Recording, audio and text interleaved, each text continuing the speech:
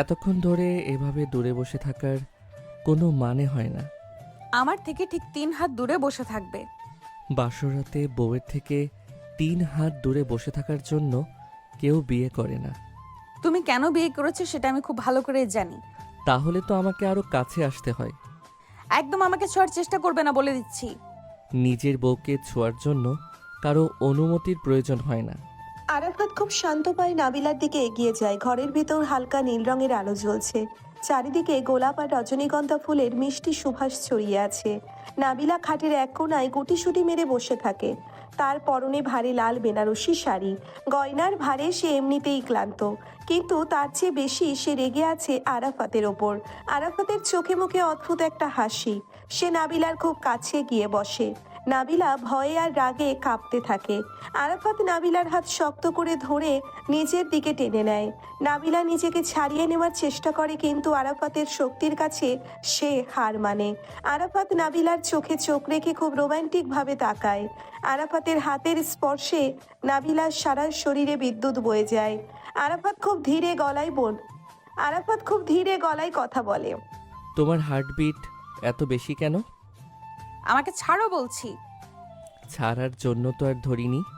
এই বলে আরাফাত নাবিলার ঘাড়ে মুখ গুজে দেয়। নাবিলা চোখ বন্ধ করে ফেলে। তার নিঃশ্বাস ভারী হয়ে আসে। আরাফাতের উষ্ণ নিঃশ্বাস নাবিলার ঘাড়ে আছড়ে পড়ছে। নাবিলার মনে হচ্ছে সে জ্ঞান হারিয়ে ফেলবে। আরাফাত খুব যত্নের সাথে নাবিলার শাড়ির পিন খুলতে শুরু করে। নাবিলা বাধা দেওয়ার চেষ্টা করে, কিন্তু আরাফাত তার 2 হাত এক হাতে আটকে ধরে রাখে। আরাফাতের ঠোঁট নাবিলার ঘাড় থেকে আস্তে আস্তে গলার দিকে নেমে আসে। নাবিলা একটা দীর্ঘশ্বাস ফেলে। সে বুঝতে পারছে না তার নিজের শরীরের উপর নিয়ন্ত্রণ কেন হারিয়ে যাচ্ছে। যে ছেলেটাকে সে সারাদিন জুনিয়র বলে অবজ্ঞা করে, আজ রাতে তার স্পর্শে নাবিলার সব অহংকার ভেঙে চুরমার হয়ে যাচ্ছে। আরাফাত নাবিলার কানের কাছে মুখ নিয়ে ফিসফিস করে কথা বলে। তুমি এত সুন্দর কেন বউ? অসভ্য লোক, দূরে যাও। আরাফাত হালকা হেসে নাবিলার ঠোঁটে নিজের ঠোঁট ডুবিয়ে দেয়। নাবিলা প্রথমটাই চমকে উঠলেও আস্তে আস্তে সেও সাড়া দিতে শুরু করে।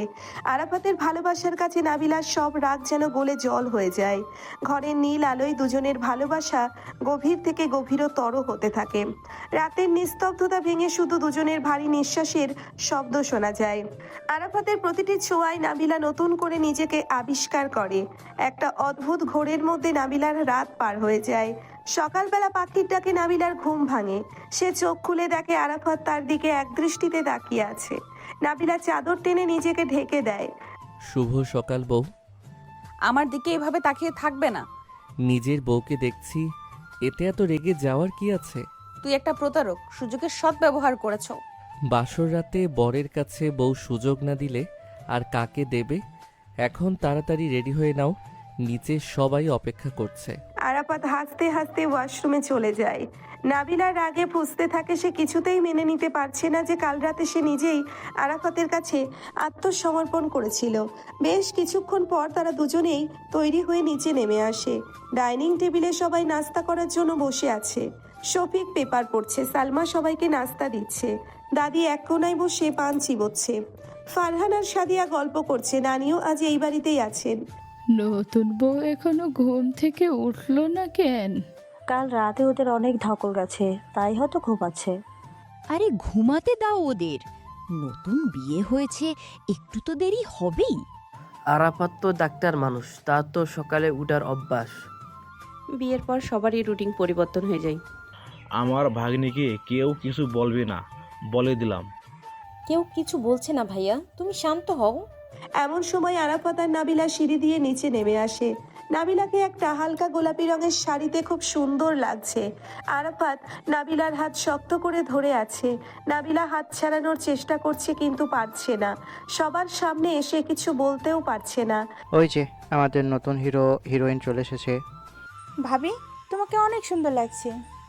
আপুটা এমনিতে সুন্দর, নতুন দুলা ভাইয়ের তো কপাল খুলে এলো। ধন্যবাদ সবাইকে। নাবিলা সবার সাথে খুব স্বাভাবিকভাবে কথা বলে, কিন্তু সে আরাফাতের দিকে একবারও তাকায় না। আরাফাত মুচকে মুচকে হাসি আর নাবিলার দিকে তাকিয়ে থাকে। বাবা আরাফাত, এদিকে এসে বসো। নাবিলা মা, তুমি আমার পাশে বসো। নাবিলা হাসি মুখে সালমার পাশে খেতে বসে। আরাফাত তার পাশে গিয়ে বসে পড়ে। নাবিলা একটু সরে বসে। আমাকে একটু পরোটা দাও তো বউ। নিজে নিয়ে যাও। সবাই একটু অবাক হয়ে নাবিলার দিকে তাকায়। নাবিলার এমন কথায় সবাই একটু অস্বস্তিতে পড়ে, কিন্তু আরাফাত খুব স্বাভাবিক থাকে। বউয়ের হাতে খাওয়ার মজাই আলাদা। আরাফাত জোর করে নাবিলার হাত থেকে পরোটা নিয়ে খেতে শুরু করে। নাবিলার রাগে দাঁত কামড়ে ধরে, কিন্তু সবার সামনে কিছু বলতে পারে না। নাস্তা শেষ করে আরাফাত হাসপাতালে যাওয়ার জন্য তৈরি হয়। কিরে, বিয়ের পরের দিনে ডিউটি? তোর হাসপাতালে কি আর কোনো ডক্টর নেই? ডাক্তার কবির তো বলেছিল আজ তোমার ছুটি। কবির ভাইয়ের কথা বাদ দাও, ইমার্জেন্সি একটা কাজ আছে, আমাকে যেতেই হবে। এমন সময় নাবিলার বাবা কামাল আর মা রহিমা বাড়িতে ঢোকে। সাথে নাবিলার ছোট ভাই রিফাত আর তার বউ সুমাইয়াও এসেছে। কি বিআই সাহেব, খবর সব ভালো তো? আর আসুন আসুন, আপনাদের এই কথাই ভাবছিলাম। নাবিলা মা, কেমন আছিস তুই? ভালো আছি আম্মু। আপু তুই ভালো আছিস তো? দুলাভাই কোথায়? ওই তো দুলাভাই তৈরি হয়ে দাঁড়িয়ে আছে। ভাইয়া আপনি কোথায় যাচ্ছেন? এই তো একটু হাসপাতালে যেতে হবে, ইমার্জেন্সি আছে। বিয়ের পর দিনে হাসপাতালে যেতে হবে বাবা, আজ না হয় ছুটি নিতে। আসলে আম্মু, রোগীর অবস্থা খুব খারাপ, আমাকে না গেলেই নয়, আমি খুব তাড়াতাড়ি ফিরে আসব। আরাফাত নাবিলার কাছে যায়। নাবিলা মুখ ঘুরিয়ে দাঁড়িয়ে থাকে। আমি আসছি বউ, নিজের খেয়াল রেখো। আরাফাত সবার সামনে নাবিলার কপালে একটা চুমু দেয়। নাবিলা চমকে ওঠে, সবাই হাসতে থাকে। আরাফাত হাসপাতালে চলে যায়। নাবিলা নিজের রুমে গিয়ে রাগে জিনিসপত্র ছুঁড়ে মারতে শুরু করে। এত বড় সাহস, সবার সামনে আমাকে অপমান করে। আমি এর প্রতিশোধ নেবই। আমাকে জুনিয়র হয়ে এত শাসন করা, দেখাচ্ছি আমি মজা। অন্যদিকে হাসপাতালে ডাক্তার কবির আরাফাতের জন্য অপেক্ষা করছে। আরাফাত কেবিনে ঢুকতেই কবির তাকে জড়িয়ে ধরে। কিরে, নতুন বর তুই আজ এখানে কেন? বাড়িতে অনেক কাজ, তাই চলে এলাম। তোর মতো পাগল আমি আর দেখিনি। তা বউ কেমন আছে? স্মৃতি কি কিছু মনে পড়লো? না ভাইয়া, ডাক্তার তো কঠোরভাবে নিষেধ করেছে পুরনো কথা মনে করাতে। ব্রেনে চাপ পড়লে আবার কোমায় চলে যেতে পারে। তুই যে একটা রিস্ক নিয়ে এই নাটকটা করছিস, না বলে যেদিন সত্যিটা জানবে সেদিন তোকে মেরেই ফেলবে। আমাকে মারলেও শান্তি, অন্তত সে তো আমার চোখের সামনে সুস্থ হয়ে বেঁচে আছে, সেটাই আমার সবচেয়ে বড় পাওয়া। বউ তো এখন রাগে আগুন হয়ে আছে, ভাবে আমি টাকার লোভে, পরিবারের চাপে তাকে বিয়ে করেছি। তোর অভিনয় দেখে আমি মুগ্ধ, তবে সাবধানে থাকিস, না বলে কিন্তু খুব বুদ্ধিমতী মেয়ে। আরাফাত হাসতে হাসতে নিজের ডেস্কে বসে পড়ে। সে নাবিলার কথা ভাবতে থাকে। 3 বছর আগে সেই ভয়াবহ দুর্ঘটনার কথা মনে পড়লে আজও আরাফাতের বুক কেঁপে ওঠে। নাবিলার রক্তাক্ত শরীরটা যখন হাসপাতালে আনা হয়েছিল, আরাফাত প্রায় পাগল হয়ে গিয়েছিল। নিজের সবটুকু বিদ্যা আর ভালোবাসা দিয়ে সে নাবিলাকে মৃত্যুর মুখ থেকে ফিরিয়ে এনেছে। কিন্তু নাবিলা তার জীবনের মাঝখানের কয়েক বছরের স্মৃতি হারিয়ে ফেলেছে। সেই স্মৃতির সাথেই মুছে গেছে আরাফাতের নাম। আরাফাত দীর্ঘশ্বাস ফেলে কাজে মন দেয়। দুপুরবেলা নাবিলার ফোনে একটা মেসেজ আসে। মেসেজটা আরাফাত পাঠিয়েছে। কি লিখেছে এই অসভ্য লোকটা? নাবিলা মেসেজটা ওপেন করে। সেখানে লেখা আছে, দুপুরে ঠিকমতো খেয়ে নিও বউ, না হলে রাতে কষ্ট হবে কাল রাতের মতো। মেসেজটা পড়ে নাবিলার গাল লজ্জায় লাল হয়ে যায়, আবার রাগও হয়। আজ রাতে তোমাকে আমি মজা দেখাবো। বিকেল গড়িয়ে সন্ধ্যা নামে। বাড়িতে সবাই গল্প গুজবে ব্যস্ত। নানি আর দাদি পুরনো দিনের গল্প নিয়ে মেতে আছে। আশা তার কামাল ব্যবসার কথা বলছে। রিফাত আর ফারহান ক্রিকেট নিয়ে তর্ক করছে। নাবিলা বারান্দায় একা দাঁড়িয়ে আছে। তার মনটা খুব খারাপ। সে বুঝতে পারছে না আরাফাতকে সে কেন এত ঘৃণা করার চেষ্টা করেও পারছে না। লোকটার চোখের দিকে তাকালে তার বুকের ভিতর কেমন যেন শূন্যতা তৈরি হয়। মনে হয় কত চেনা এই চোখ দুটো। রাত 10টার দিকে আরাফাত বাড়িতে ফিরে আসে। সে সোজা নাবিলার রুমে যায়। নাবিলা খাটে বসে বই পড়ছে। বউ, আমি চলে এসেছি। তো আমি কি করব, নাচবো? নাচতে চাইলে নাচতে পারো, আমি দেখতে রাজি আছি। নাবিলা রেগে বইটা বন্ধ করে রাখে। আরাফাত শার্টের বোতাম খুলতে খুলতে নাবিলার দিকে এগিয়ে আসে। নাবিলা খাট থেকে নেমে দূরে সরে যায়। তুমি ফ্রেশ হয়ে নাও, আমি নিচে যাচ্ছি। নিচে যাওয়ার কোনো দরকার নেই, তুমি এখানেই থাকো। আরাফাত নাবিলার হাত ধরে তাকে দেওয়ালের সাথে চেপে ধরে। নাবিলা ভয় পেয়ে যায়। আরাফাতের চোখে একটা বন্য নেশা। সে নাবিলার খুব কাছাকাছি চলে আসে, দুজনের নিঃশ্বাস এক হয়ে যায়। আমাকে ছাড়ো আরাফাত, কেউ চলে আসবে। নিজের রুমে নিজের বউকে আদর করছি, কে আসবে? আরাফাত নাবিলার গলায় গভীরভাবে চুমু খায়। নাবিলা চোখ বন্ধ করে আরাফাতের শার্ট খামচে ধরে। আরাফাতের উষ্ণ ছোঁয়ায় নাবিলা আবার দুর্বল হয়ে পড়ে। আরাফাত নাবিলাকে কোলে তুলে নিয়ে খাটে শুইয়ে দেয়। নাবিলার সব প্রতিরোধ আরাফাতের ভালোবাসার কাছে হার মেনে যায়। রুমের আলো নিভিয়ে আরাফাত নাবিলাকে নিজের বাহুডোরে আবদ্ধ করে নেয়। রাতের অন্ধকার তাদের ভালোবাসার সাক্ষী হয়ে থাকে। আরাফাত মনে মনে প্রতিজ্ঞা করে সে তার পুরনো নাবিলাকে ঠিক ফিরিয়ে আনবে। কোনো চাপ না দিয়ে নিজের ভালোবাসা দিয়ে নাবিলাকে আবার নতুন করে তার প্রেমে ফেলবে। সকাল সকাল এইভাবে অক্টোপাসের মতো জড়িয়ে ধরার কি আছে? আমাকে ছাড়ো। আমার বউকে আমি জড়িয়ে ধরবো না তো কি রাস্তার মানুষকে গিয়ে ধরবো? তুমি দিনের বেলা একরকম থাকো আর রাতে আরেক রকম হয়ে যাও। কাল রাতে আমাকে জোর করেছো কেন? জোর কোথায় করলাম? তুমি তো নিজেই আমার বুকে মাথা রেখে ঘুমালে, এখন সকালবেলা উঠে মিথ্যা অভিযোগ দিচ্ছ। একদম বাজে বকবে না। তুমি সুযোগ সন্ধানী একটা ছেলে, সিনিয়র দেখে সম্মান করতে তো পারোই না, উল্টো অসভ্যতা করো। বউয়ের কাছে আবার সিনিয়র জুনিয়র কি? ভালোবাসার কাছে বয়স কোনো ব্যাপারই না। সকালের মিষ্টি রোদ জানালার পর্দা ভেদ করে ঘরের ভেতর এসে পড়েছে। নাবিলা আরাফাতের বুকের ভেতর থেকে নিজেকে ছাড়ানোর চেষ্টা করছে, কিন্তু আরাফাতের দুই হাত নাবিলার কোমর শক্ত করে পেঁচিয়ে রেখেছে। আরাফাত চোখ বন্ধ করেই নাবিলার সাথে কথা বলছে। নাবিলার খুব রাগ হচ্ছে, কিন্তু আরাফাতের গায়ের মিষ্টি পারফিউমের গন্ধ তাকে কেমন যেন মাতাল করে দিচ্ছে। 3 বছর আগের একটা চেনা চেনা গন্ধ নাবিলার নাকে ভেসে আসে, কিন্তু সে কিছুতেই মনে করতে পারে না গন্ধটা কার। নাবিলা জোর করে আরাফাতের হাত সরিয়ে খাট থেকে নেমে দাঁড়ায়। আমি বাথরুমে যাচ্ছি, তুমি আর একটুও ঘুমাবে না। নিচে সবাই আমাদের জন্য অপেক্ষা করছে। একসাথে গোসল করলে কেমন হয় বউ? সময়ও বাঁচবে, আবার ভালোবাসাও বাড়বে। তোমার মাথায় সারাক্ষণ এসব বাজে চিন্তা ঘোরে। তুমি একটা নির্লজ্জ ডাক্তার।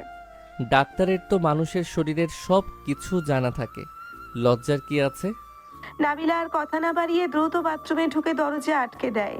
আরাফাত মুচকি হেসে বিছানায় উঠে বসে। তার চোখ দুটো ছলছল করে ওঠে। এই রাগী নাবিলাকেই সে পাগলের মতো ভালোবাসে। বাথরুম থেকে পানির শব্দ আসছে। আরাফাত জানে নাবিলা এখন শাওয়ারের নিচে দাঁড়িয়ে তাকে বকাঝকা করছে। কিছুক্ষণ পর নাবিলা একটা নীল রঙের সুতির শাড়ি পরে বের হয়ে আসে। ভেজা চুল থেকে টপ টপ করে পানি পড়ছে। আরাফাত মুগ্ধ হয়ে নাবিলার দিকে তাকিয়ে থাকে। নীল শাড়িতে তোমাকে একদম নীল পরীর মতো লাগছে। তুমি তাড়াতাড়ি রেডি হয়ে নাও, আমি নিচে যাচ্ছি। চুলগুলো মুছে দেব বউ, পানি পড়ে তো তোমার শাড়ি ভিজে যাচ্ছে। আমার নিজের কাজ আমি নিজেই করতে পারি, তোমার এত দরদ দেখাতে হবে না। নাবিলা তোয়ালে দিয়ে চুল মুছতে মুছতে আয়নার সামনে গিয়ে দাঁড়ায়। আরাফাত বিছানা থেকে নেমে নাবিলার পেছনে গিয়ে দাঁড়ায়। নাবিলার হাত থেকে তোয়ালেটা নিয়ে এসে নিজেই নাবিলার চুল মুছতে শুরু করে। নাবিলা বাধা দিতে গিয়েও থমকে যায়। আরাফাতের হাতের স্পর্শে এত মায়া কেন? নাবিলা আয়নার ভেতর দিয়ে আরাফাতের দিকে তাকায়। আরাফাত খুব যত্ন নিয়ে চুলগুলো মুছে দিচ্ছে। তুমি এত নাটক করতে পারো জানতাম না। বউয়ের যত্ন নেওয়া যদি নাটক হয়, তবে আমি আজীবন এই নাটক করতে চাই। আরাফাত নাবিলার ঘাড়ে একটা আলতো চুমু দেয়। নাবিলা কেঁপে ওঠে এবং দ্রুত সেখান থেকে সরে যায়। আরাফাত হাসতে হাসতে বাথরুমে চলে যায়। নাবিলা বুকের উপর হাত রেখে নিজের হার্টবিট স্বাভাবিক করার চেষ্টা করে। নিচে ডাইনিং রুমে অনেক হইচই শোনা যাচ্ছে। নাবিলা সিঁড়ি দিয়ে নিচে নেমে আসে। ড্রয়িং রুমে দাদি, নানি, সালমা, নার্গিস সবাই বসে গল্প করছে। নাবিলাকে দেখে সবাই চুপ হয়ে যায়। নতুন বউ দেখে আজকে তাড়াতাড়ি উঠে পড়েছে, মুখটা এমন শুকিয়ে আছে কেন? আরে নতুন জায়গা, একটু তো মানিয়ে নিতে সময় লাগবে। নাবিলা মা, এদিকে আয়, আমার পাশে বস। আমি ভালো আছি নানি, আপনাদের কোনো কাজ থাকলে আমাকে বলতে পারেন। তোমার কোনো কাজ করতে হবে না মা, তুমি শুধু বিশ্রাম নেবে আর আরাফাতের খেয়াল রাখবে। আরাফাত তো দেখলাম বিয়ের পর থেকেই বউ পাগল হয়ে গেছে। এমন সময় আরাফাত সিঁড়ি দিয়ে নেমে আসে। তার পরনে একটা কালো রঙের শার্ট আর ব্লু জিন্স, চুলগুলো ব্যাকব্রাশ করা। আরাফাতকে দেখে নাবিলার বুকের ভেতরটা কেমন যেন করে ওঠে। ছেলেটা দেখতে আসলেই অনেক সুন্দর, ছেলেটা দেখতে আসলেই অনেক সুন্দর, কিন্তু নাবিলা নিজের এই দুর্বলতা প্রকাশ করতে চায় না। ভাইয়া আজকে কি হাসপাতালে যাবে নাকি? হ্যাঁ, একটু যেতে হবে, ইমার্জেন্সি কাজ আছে। নতুন ভাবিকে রেখে হাসপাতালে গেলে ভাবি তো রাগ করবে। আমার এসব নিয়ে কোনো রাগ নেই, যার যেটা কাজ সে সেটা করবে। দেখলি আমার বউ কতটা বুঝদার, আমাকে কাজে বাধা দেয় না। সবাই ডাইনিং টেবিলে নাস্তা করতে বসে। শফিক আর আশাদ ব্যবসার কথা আলোচনা করছে। ফারহান আর সাদিয়া তাদের নতুন প্রজেক্ট নিয়ে কথা বলছে। নাবিলা চুপচাপ নিজের প্লেটে খাবার তুলে নিচ্ছে। আরাফাত ইচ্ছে করেই নাবিলার পাশে গিয়ে বসে। আমাকে একটু ডিম ভাজি দাও তো বউ। বাটি তো তোমার সামনেই আছে, নিজে নিয়ে নাও। তুমি তুলে দিলে খাবারের স্বাদ দ্বিগুণ হয়ে যায়। বৌমা, ওকে তুমি তুলে দাও, ও তো তোমার হাতের ছোঁয়া চাইছে। শফিকের কথায় নাবিলা লজ্জায় পড়ে যায়। সে বাধ্য হয়ে আরাফাতের প্লেটে ডিম ভাজি তুলে দেয়। আরাফাত হাসি মুখে খেতে শুরু করে। টেবিলের নিচে আরাফাত নাবিলার পা নিজের পা দিয়ে চেপে ধরে। নাবিলা চমকে উঠে আরাফাতের দিকে তাকায়। আরাফাত এমন ভাব করে যেন কিছুই হয়নি। নাবিলা পা সরিয়ে নেওয়ার চেষ্টা করে, কিন্তু আরাফাত আরো শক্ত করে চেপে ধরে। তুমি পা সরাও। কি বলছো বউ? আমি তো খাচ্ছি। আমি জানি তুমি কি করছো, পা সরাও বলছি। নাবিলা ফিসফিস করে কথাগুলো বলে যাতে কেউ শুনতে না পায়। আরাফাত হাসতে হাসতে পা সরিয়ে দেয়। নাস্তা শেষ করে আরাফাত হাসপাতালের উদ্দেশ্যে বেরিয়ে যায়। নাবিলা নিজের রুমে ফিরে আসে। তার খুব রাগ হচ্ছে। লোকটা সবার সামনে এমন ভালো মানুষ সেজে থাকে, আর আড়ালে এত অসভ্য। দুপুরবেলা নাবিলা ড্রয়িং রুমে বসে টিভি দেখছে। এমন সময় কলিং বেল বাজে। কাজের মেয়ে দরজা খুলে দিলে রিফাত আর সুমাইয়া ভেতরে ঢোকে। কিরে, তোরা অসময়ে চলে এলি? আপু, আব্বু আম্মু তোকে নিতে পাঠিয়েছে। আজ তোদের আমাদের বাড়িতে যাওয়ার কথা। হ্যাঁ আপু, দুলাভাইকে ফোন করেছিলাম, সে বলল হাসপাতাল থেকে সরাসরি আমাদের বাড়িতে চলে যাবে, তুমি রেডি হয়ে নাও। সে তো আমাকে কিছু বলেনি। সব সিদ্ধান্ত কি সে একাই নেবে? আরে আপু, দুলাভাই তো ডাক্তার মানুষ, কাজের চাপে হয়তো ভুলে গেছে। তুমি রাগ করো না। নাবিলা রেগে নিজের রুমে গিয়ে গোছগাছ শুরু করে। সে একটা লাল রঙের থ্রি পিস পরে, হালকা মেকআপ করে নিচে নেমে আসে। সালমা আর নার্গিস অনেকগুলো মিষ্টির প্যাকেট রিফাতের হাতে দেয়। মা নাবিলা, সাবধানে যাবে, আর আরাফাতকে বলবি ঠিক মতো খাওয়া দাওয়া করতে। জি আম্মু, আপনারা চিন্তা করবেন না। নাবিলা রিফাত আর সুমাইয়ার সাথে গাড়িতে ওঠে। গাড়ি চলছে নাবিলার বাড়ির দিকে। নাবিলার মনে হাজারো প্রশ্ন। আরাফাত কেন তাকে কিছু না জানিয়ে সোজা তাদের বাড়িতে যাওয়ার সিদ্ধান্ত নিল? সে কি নাবিলার পরিবারের কাছে ভালো সাজার চেষ্টা করছে? বিকেলবেলা তারা নাবিলার বাড়িতে পৌঁছয়। রহিমা আর কামাল গেটেই দাঁড়িয়েছিল। নাবিলাকে দেখে রহিমা জড়িয়ে ধরে। মা, তুই কেমন আছিস? তোর মুখটা এমন শুকিয়ে আছে কেন? আমি ভালো আছি আম্মু, গরমের কারণে হয়তো এমন লাগছে। আরাফাত কোথায়? সে তো তোমাদের সাথে আসার কথা ছিল। দুলাভাই তো হাসপাতাল থেকে সরাসরি আসবে বলছে। সবাই ড্রয়িং রুমে বসে গল্প করছে। হাসান আর রুমাও এসেছে। তানিয়া নাবিলার পাশে বসে একটানা কথা বলেই যাচ্ছে। নাবিলা শুধু মাথা নেড়ে সায় দিচ্ছে। তার চোখ বারবার দরজার দিকে যাচ্ছে। সন্ধ্যা হয়ে গেছে, তবুও আরাফাতের কোনো খবর নেই। নাবিলা ফোন হাতে নিয়ে আরাফাতকে কল করার কথা ভাবে, কিন্তু আবার ফোন রেখে দেয়। কি ব্যাপার নাবিলা, তুই বারবার দরজার দিকে তাকাচ্ছিস কেন? বরের জন্য মন খারাপ করছে নাকি? না মামি, আমি এমনিতেই তাকাচ্ছি। ওর জন্য আমার মন খারাপ হতে যাবে কেন? নতুন বিয়ে তো মন একটু খারাপ হবেই। আরাফাত ছেলেটা খুব দায়িত্বশীল, ঠিক চলে আসবে। ঠিক তখনই কলিং বেল বাজে। রিফাত দৌড়ে গিয়ে দরজা খোলে। আরাফাত হাসি মুখে ভেতরে ঢোকে। তার হাতে বড় একটা ফুলের তোড়া আর অনেকগুলো শপিং ব্যাগ। আরাফাত সোজা রহিমার কাছে গিয়ে সালাম করে। আম্মু কেমন আছেন? দেরি হয়ে গেল একটু। বেঁচে থাকো বাবা, দেরিতে হোক তাতে কি, তুমি যে এসেছো এটাই আমরা খুশি। আসো বাবা, ভিতরে এসে বসো। সারাদিন অনেক খাটুনি গেছে। আরাফাত সবার সাথে কুশল বিনিময় করে। সে নাবিলার দিকে তাকিয়ে মুচকি হাসে। নাবিলা মুখ ঘুরিয়ে নেয়। আরাফাত ফুলের তোড়াটা নাবিলার দিকে এগিয়ে দেয়। এই নাও বউ, তোমার জন্য। হঠাৎ আমাকে ফুল দেওয়ার কি হলো? বউকে ফুল দিতে আবার কারণ লাগে নাকি? দুলাভাই, আপনি কিন্তু অনেক রোমান্টিক। আপু তো এসবের কিছু বুঝে না। তোমার আপুকে রোমান্টিক বানানোর দায়িত্ব তো আমার। আমি ঠিক তাকে শিখিয়ে নেব। সবাই আরাফাতের কথাই হেসে ওঠে। নাবিলার আগে দাঁত কামড়ে ধরে। লোকটা থেকে সবার সামনে হাসির পাত্র বানাচ্ছে। রাতের খাবার টেবিলে অনেক পদের আয়োজন করা হয়েছে, পোলাও, রোস্ট, খাসির মাংস, বোরহানি, আরও অনেক কিছু। আরাফাত সবার সাথে খুব সহজভাবে মিশে গেছে। সে এমনভাবে কথা বলছে যেন এই বাড়ির সবাইকে সে অনেক আগে থেকেই চেনে। আরাফাত বাবা, তুমি তো আমাদের নাবিলাকে একদম বদলে দিয়েছো। ও তো আগে এত চুপচাপ ছিল না। মামা, আপনাদের নাবিলা এখন আমার বউ। আমি ওকে নতুন করে সব শেখাচ্ছি। দুলাভাই, আপু কিন্তু অনেক রাগী, আপনি একটু সাবধানে থাকবেন। আরে শ্যালক সাহেব, রাগী মেয়েদের সামলাতে তো আমার সবচেয়ে বেশি ভালো লাগে। রাগের পেছনে যে ভালোবাসা লুকিয়ে থাকে সেটা বের করে আনার মজাই আলাদা। আরাফাত কথাগুলো বলে নাবিলার দিকে অর্থপূর্ণ দৃষ্টিতে তাকায়। নাবিলা বুঝতে পারে আরাফাত তাকে উদ্দেশ্য করেই কথাগুলো বলছে। খাবার শেষ করে সবাই আবার ড্রয়িং রুমে বসে। অনেক রাত হয়ে গেছে। রহিমা নাবিলাকে তার পুরনো রুমে নিয়ে যায়। মা, তোমাদের জন্য এই রুমটা গুছিয়ে রেখেছি। আরাফাত তো সেখানেই থাকবে।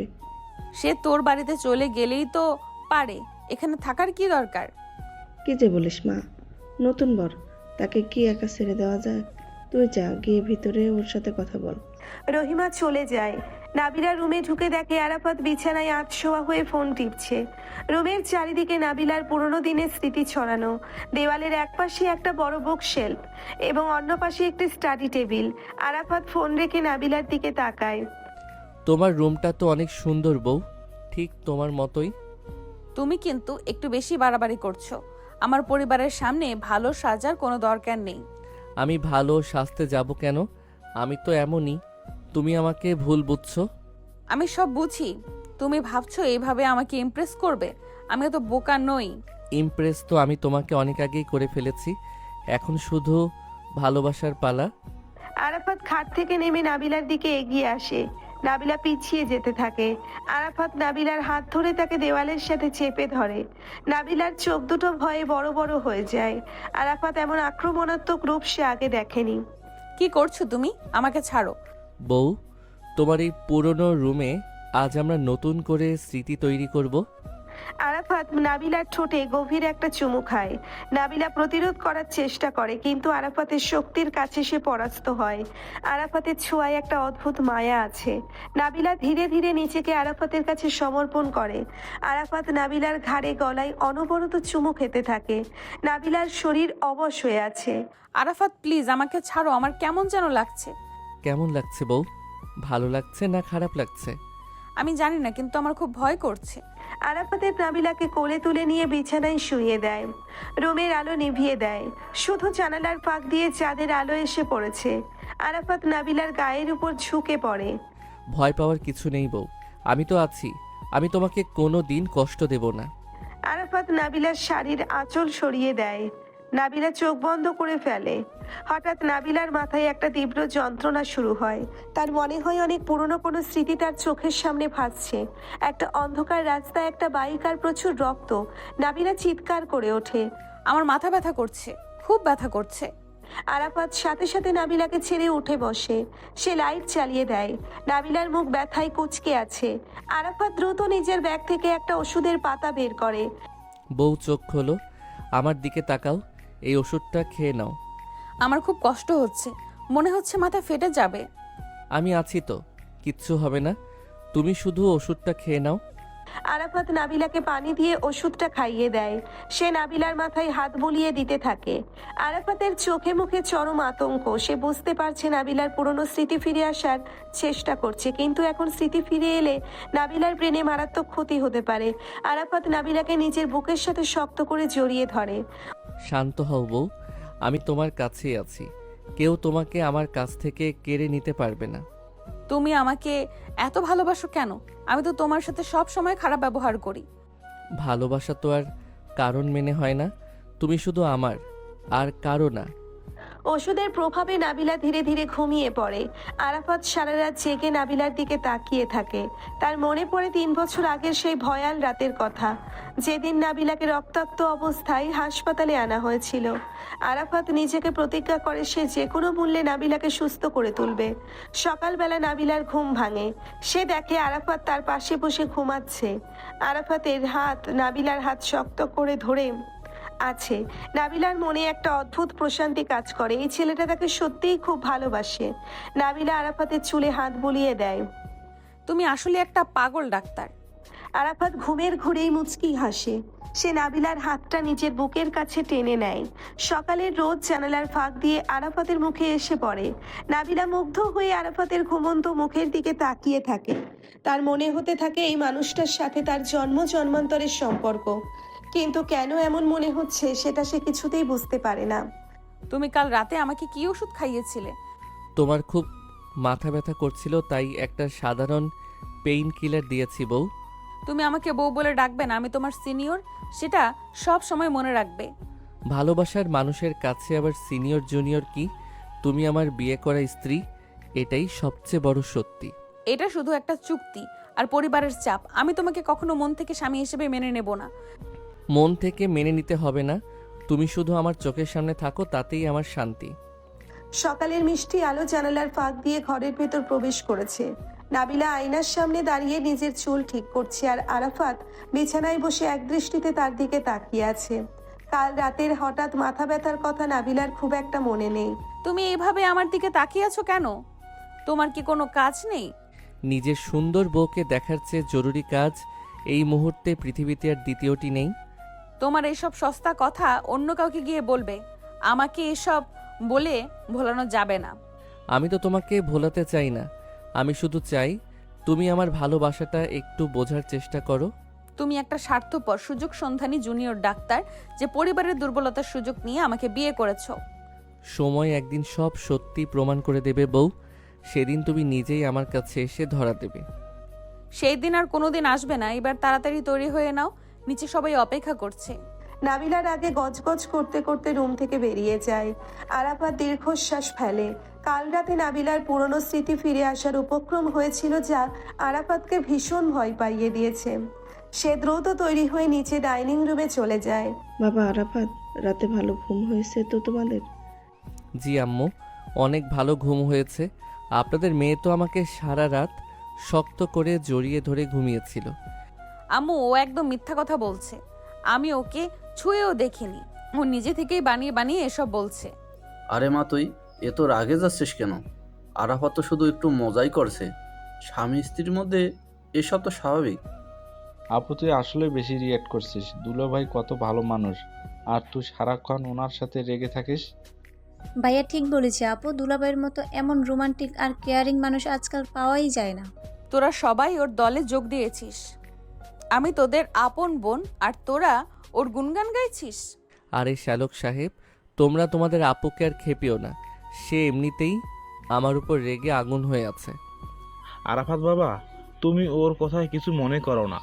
নাবিলা ছোটবেলা থেকে একটু জেদি, তবে মনটা ওর খুব পরিষ্কার।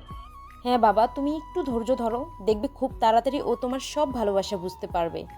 মামা মামি, আপনারা একদম চিন্তা করবেন না, আমি ওকে ঠিক আমার মতো করে গুছিয়ে নেব, আমার কোনো তাড়া নেই।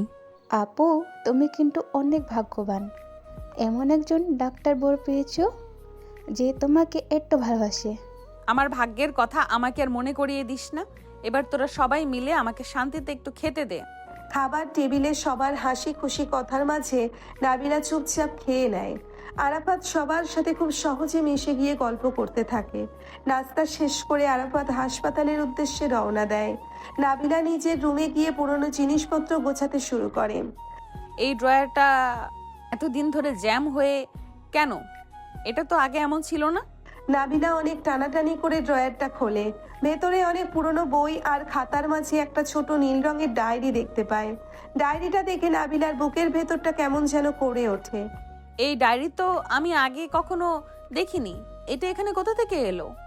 নাবিলা ডায়েরিটা হাতে নিয়ে পাতা উল্টাতে থাকে, কিন্তু ডায়েরির অনেকগুলো পাতা ছেঁড়া এবং বাকি পাতাগুলোর লেখাও পানিতে ভিজে একদম লেপ্টে গেছে। ডায়েরির শেষের দিকে একটা ঝাপসা ছবি সে দেখতে পায়। এই ছবিটা কার? এত ঝাপসা যে কিছুই বোঝা যাচ্ছে না, শুধু একটা ছেলে অবয়ব বোঝা যাচ্ছে। নাবিলা ছবিটা চোখের খুব কাছে নিয়ে দেখার চেষ্টা করে। হঠাৎ তার মাথার ডান পাশে আবার হালকা চিনচিনে ব্যথা শুরু হয়। সে ডায়েরিটা সাথে সাথে ড্রয়ারে রেখে দেয়।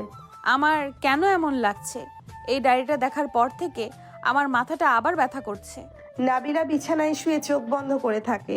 অন্যদিকে হাসপাতালে আরাফাত ডাক্তার কবিরের কেবিনে বসে খুব গম্ভীর মুখে কথা বলছে। কিরে, আজ তোর মুখটা এমন শুকিয়ে আছে কেন? কোনো সমস্যা হয়েছে নাকি? কাল রাতে নাবিলার হঠাৎ খুব মাথা ব্যথা শুরু হয়েছিল ভাইয়া। আমি খুব ভয় পেয়ে গিয়েছিলাম।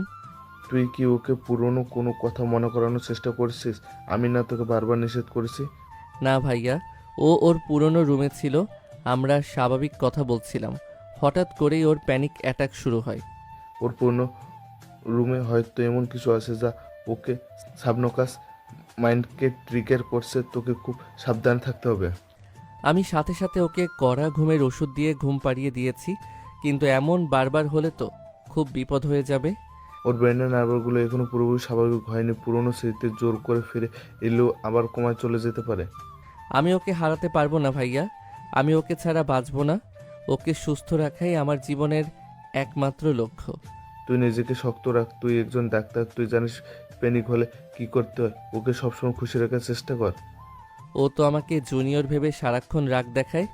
আমি শুধু ও রাগগুলো হাসি মুখে মেনে নিয়ে ওকে স্বাভাবিক রাখার চেষ্টা করি। তোর এই ত্যাগ একদিন ঠিক কাজে আসবে। না বলে যেদিন সত্যিটা জানবে সেদিন ও তোকে ছাড়া আর কাউকে চাইবে না। আরাফাত দীর্ঘশ্বাস ফেলে নিজের কেবিনে চলে যায়। বিকেল বেলা সে নাবিলাকে নিয়ে নিজের বাড়িতে ফিরে আসে। ড্রয়িং রুমে সবাই তাদের জন্য অপেক্ষা করছিল। বৌমা, তোমরা চলে এসেছো?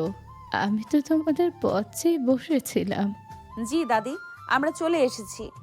আপনার শরীর কেমন আছে এখন? আমি ভালো আছি মা। তুমি আসাতে আমার শরীর আর মন দুটোই অনেক ভালো হয়ে গেছে। নাবিলা মা, তুই গিয়ে একটু বিশ্রাম নে। সারাদিন অনেক ধকল গেছে তোর ওপর দিয়ে। হ্যাঁ মা নাবিলা, তুই আরাফাতের রুমে গিয়ে ফ্রেশ হয়ে নে, আমি তোদের জন্য খাবার পাঠিয়ে দিচ্ছি। আরাফাত বাবা, হাসপাতালের সব কাজ ঠিকঠাক চলছে তো? কোনো অসুবিধা হচ্ছে না তো? জি আব্বু, সব ঠিক আছে। আপনারা নাবিলার একটু খেয়াল রাখবেন, ও যেন কোনো কারণে কষ্ট না পায়। আরে বাবা, নাবিলা তো এখন আমাদের বাড়ির মেয়ে, সবাই ওর খেয়াল রাখবো, তুই নিশ্চিন্তে থাক। নাবিলা খুব শান্ত মেয়ে, ও খুব তাড়াতাড়ি আমাদের বাসার সাথে মানিয়ে নিতে পারবে। ভাইয়া, তুমি কিন্তু ভাবিকে নিয়ে এখনো কোথাও ঘুরতে গেলে না, এটা কিন্তু ঠিক হচ্ছে না। হ্যাঁ ভাইয়া, ভাবিকে নিয়ে লং ড্রাইভে যাও, না হলে ভাবি তো বোর হয়ে যাবে। আরে ওদের মাত্র বিয়ে হলো, একটু সময় তো দে, ওরা নিজেদের মতো করে সময় কাটাক। নাবিলা, তুমি কারো কথায় কান দিও না, তুমি উপরে গিয়ে বিশ্রাম নাও। জি আপু, আমি উপরে যাচ্ছি, আপনাদের কিছু লাগলে আমাকে ডাকবেন। নাবিলা উপরে আরাফাতের রুমে চলে যায়। রুমটা খুব সুন্দর করে গোছানো। নাবিলা বারান্দায় গিয়ে দাঁড়ায়। তার মনটা আজ খুব বিক্ষিপ্ত। ডায়েরির এই ঝাপসা ছবিটা তার চোখের সামনে বারবার ভেসে উঠছে। এমন সময় আরাফাত রুমে ঢোকে এবং পেছন থেকে নাবিলাকে জড়িয়ে ধরে। তুমি আবার শুরু করেছো? আমাকে একটু একা থাকতে দাও। একা কেন থাকবে বউ? আমি তো তোমার সাথেই আছি, সারা জীবন তোমার ছায়া হয়ে থাকবো। তুমি কি কখনো আমার কথা শুনবে না? আমি তোমাকে কতবার বলেছি আমাকে স্পর্শ করবে না? স্পর্শ না করলে ভালোবাসার উষ্ণতা তুমি বুঝবে কি করে বউ? তোমাকে ভালোবাসতে আমার কোনো বাধা মানতে ইচ্ছে করে না। তুমি একটা বেহায়া ছেলে। তোমার মতো একটা জুনিয়র ছেলের এত সাহস কি করে হয় আমার গায়ে হাত দেওয়ার? জুনিয়র ছেলেটার বুকেই তো তুমি কাল সারা রাত মাথা রেখে ঘুমিয়েছো। তখন তো তোমার সিনিয়র ইগো কোথায় ছিল? সেটা একটা দুর্ঘটনা ছিল, আমি ঘুমের ঘোরে বুঝতে পারিনি। এমন ভুল আর কখনো হবে না। ভালোবাসার ভুলগুলো বারবার করতে হয় বউ, এতে সম্পর্ক আরও গভীর হয়। আরাফাত নাবিলাকে নিজের দিকে ঘুরিয়ে নেয়। নাবিলার চোখে চোখ রেখে সে খুব শান্ত গলায় কথা বলে। আরাফাতের চোখের দিকে তাকালে নাবিলা কেন যেন সব রাগ ভুলে যায়। আমাকে তুমি কি জাদু করেছো আরাফাত? আমি কেন তোমার চোখের দিকে তাকালে নিজেকে হারিয়ে ফেলি? এটা জাদু নয় বউ, এটা হলো আমার নিঃস্বার্থ ভালোবাসা, যা তোমার মনের সব অহংকার ধীরে ধীরে গলিয়ে দিচ্ছে। তুমি এত রহস্যময় কেন? তোমার কথার ভেতরে এত লুকিয়ে থাকা অর্থ কেন থাকে? রহস্য তো তুমি নিজেই বউ। যেদিন তুমি নিজের মনের সব রহস্য ভেদ করতে পারবে, সেদিন আমাকে পুরোপুরি বুঝতে পারবে। আমি তোমার এইসব কথার কিছুই বুঝতে পারছি না। আমার মাথাটা আবার ভার হয়ে আসছে। কিছু বুঝতে হবে না, তুমি শুধু চোখ বন্ধ করে আমার বুকে মাথা রাখো, সব ভার কমে যাবে। আরাফাত নাবিলাকে নিজের বুকের সাথে শক্ত করে জড়িয়ে ধরে। নাবিলা এবার আর কোনো বাধা দেয় না, সে চুপচাপ আরাফাতের বুকে মাথা রেখে দাঁড়িয়ে থাকে। আরাফাতের গায়ের সেই চেনা গন্ধটা নাবিলাকে একটা অদ্ভুত শান্তির জগতে নিয়ে যায়। রাতের খাবার খেতে সবাই ডাইনিং রুমে একত্রিত হয়। আরাফাত, বৌমাকে কাল থেকে আর একা ছাড়বি না, ওকে নিয়ে একটু ঘুরে আয়। দাদি, আমি তো চাই ওকে নিয়ে সারা পৃথিবী ঘুরতে, কিন্তু আপনাদের বৌমা তো আমার সাথে যেতেই চায় না।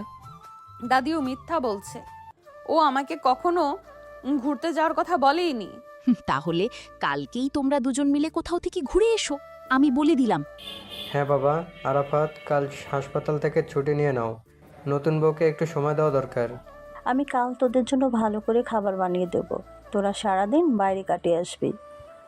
ঠিক আছে আম্মু, আপনারা যখন এত করে বলছেন, তখন কাল আমি ওকে নিয়ে লং ড্রাইভে যাব। আমি কিন্তু কোথাও যাবও বলিনি, তোমরা সবাই মিলে শুধু শুধু পরিকল্পনা করছো। নাবিলা, তুমি না করো না। আরাফাত অনেকদিন পর একটু ছুটি পাবে, তোমরা একটু রিল্যাক্স করো। হ্যাঁ নাবিলা, একটু খোলা বাতাসে ঘুরে এলে তোমার মনটাও ভালো হয়ে যাবে। সবার জোড়াজুড়িতে নাবিলা আর কিছু বলতে পারে না। খাবার শেষে সবাই নিজেদের রুমে চলে যায়। আরাফাত রুমে এসে দেখে নাবিলা আগে থেকেই শুয়ে পড়েছে এবং পাশ ফিরে আছে। বউ, তুমি কি সত্যি আমার সাথে কাল ঘুরতে যেতে চাও না? আমি ঘুমাবো, আমাকে বিরক্ত করো না, তুমি তোমার মতো যা ইচ্ছা করো। তুমি যদি না যেতে চাও তবে আমি কাউকে জোর করব না, আমি কাল হাসপাতালেই যাব। সবাই এত করে বললো, এখন তুমি না গেলে সবাই আমাকেই দোষ দেবে। আমি যাব তোমার সাথে।